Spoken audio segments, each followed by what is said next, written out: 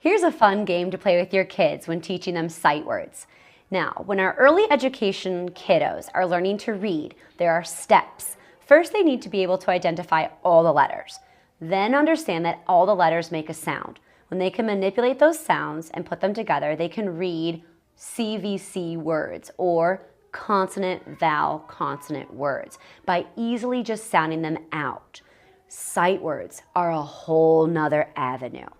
These are words that have to simply be memorized. Now, I'll start with one that I teach right away. All the kids know this is letter A. A can say A can say ah, A can say but A is also a word. It's the word or it's the word A. It just depends on what part of the country you're from and how you're taught to read that word.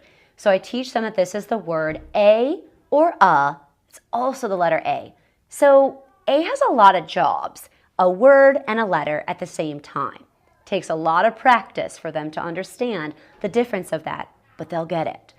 Now, when you have a word like the, all my students always try to sound it out, but when they do, it becomes quite humorous. T, h, e, or t, h, e, t-he? That's never gonna work. So I teach them little songs for those sight words. For example, this one goes the, T-H-E, the.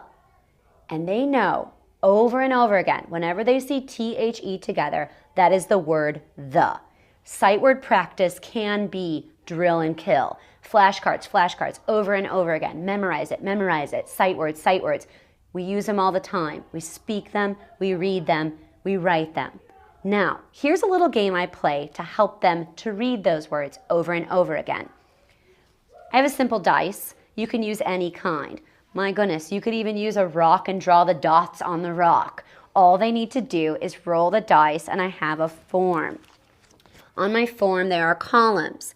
And then in each of those columns are sight words. Of course, you can change and manipulate this sheet to whichever sight words you're working on. Let's say the student rolls 5.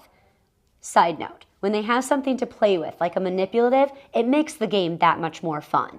And it's throwing in a little bit of math. So we have 5. They find the number 5. They must read this whole row. So they put their pointer finger on and they read each word.